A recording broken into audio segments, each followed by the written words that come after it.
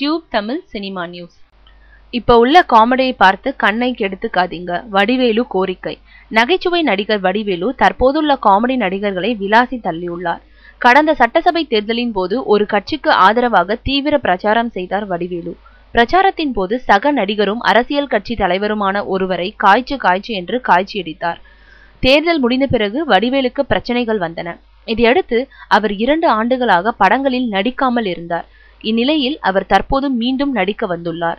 அவர் தற்போதுள்ள காமெடி பற்றி கூறுகையில், நான் சினிமாவில் இல்லாத காலகட்டத்தில் ஏராளமான காமெடி நடிகர்கள் வந்துவிட்டனர் என்றார் வடிவேலு. அவர் இல்லாத கேப்பில் அசுர வேகத்தில் வளர்ந்தவர்தான் சந்தானம். நான் காமெடியை யார் செய்தாலும் அதை பார்த்து சிரிப்பு வந்தால் சிரிக்கலாம். ஓரிரு படங்களை பார்த்தேன், ஆனால் எனக்கு சிரிப்பு வரவில்லை என்று வடிவேலு தெரிவித்தார். நான் முழு படத்தையும் பார்த்தால் எங்கே எனக்கு காமெடியே மறந்துவிடுமோ என்ற பயம் வந்துவிட்டது. அதனால் படம் பார்ப்பதை நிறுத்திவிட்டேன். காமெடி என்ற பெயரில் கெட்ட விஷயங்களை காட்டுகிறார்கள் என்றார் வடிவேலு. தற்போதுள்ள காமெடி காட்சிகளில் கெட்ட விஷயங்களை காட்டுவதால் அவற்றை குடும்பத்தோடு உட்கார்ந்து பார்க்க முடியவில்லை. அந்த காட்சிகளை பார்த்தால் மன அழுத்தம்தான் வருகிறது.